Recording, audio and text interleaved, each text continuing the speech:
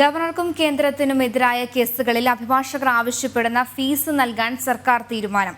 ധനപ്രതിസന്ധി ഉൾപ്പെടെയുള്ള കേസുകൾക്കാണ് സർക്കാർ കോടികൾ ഒഴുക്കുന്നത്. ഗവർണർക്കെതിരായ കേസും ധനപ്രതിസന്ധിയും പ്രത്യേക കേസുകളായി കണ്ട് ഫീസ് അനുവദിക്കാനാണ് സർക്കാർ ധനവകുപ്പിന് നിർദ്ദേശം നൽകിയത്. കേന്ദ്ര സർക്കാർ കടമെടുപ്പ് പരിധി വെട്ടിക്കുറച്ചുവെന്നാരോപിച്ചാണ് സംസ്ഥാന സർക്കാർ സുപ്രീം കോടതിയിൽ ഹർജി നൽകിയിട്ടുള്ളത്.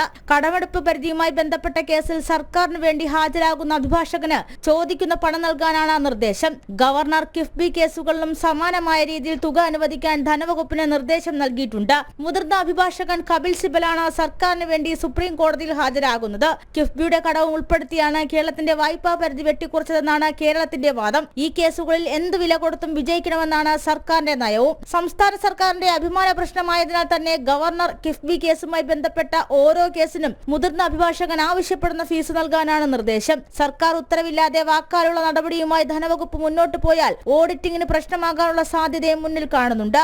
ഫെബ്രുവരി 2 സംസ്ഥാന ബജറ്റ് അവതരിപ്പിക്കാനിരിക്കെ സാമ്പത്തിക പ്രതിസന്ധി രൂക്ഷമായ സംസ്ഥാനത്തിന് സുപ്രീം കോടതിയുടെ തീരുമാനം നിർണായകമാണ്. ജനം, തിരുവനന്തപുരം.